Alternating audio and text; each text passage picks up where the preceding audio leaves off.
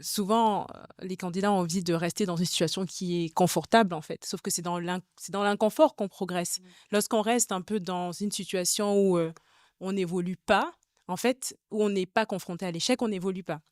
Et donc, ça fait peur, mais ce que j'encourage souvent, c'est justement, d'essayer de se dépasser, de faire des choses qui nous terrifient tous les jours. Un petit pas tous les jours, éviter de vouloir faire un grand pas parce que c'est difficile de passer d'une situation où, voilà, d'une situation où on n'arrive pas à faire quelque chose à vouloir faire, quelque chose de 10 fois plus extrême. Donc faire des petits pas tous les jours, c'est extrêmement important et puis encore une fois, on en revient en fait à ce cadre aussi, managérial en fait, tout simplement. Donc c'est important que l'environnement de travail dans lequel on est, nous permette justement d'aborder cet échec de manière un peu plus rassurée, avec par exemple des points réguliers avec son manager. C'est hyper important d'avoir, à l'issue d'une mission, d'un projet, d'avoir ce moment en one to one avec le manager pendant lequel on va donc définir quel a été l'objectif, est-ce que cet objectif, il a été atteint? Oui, non.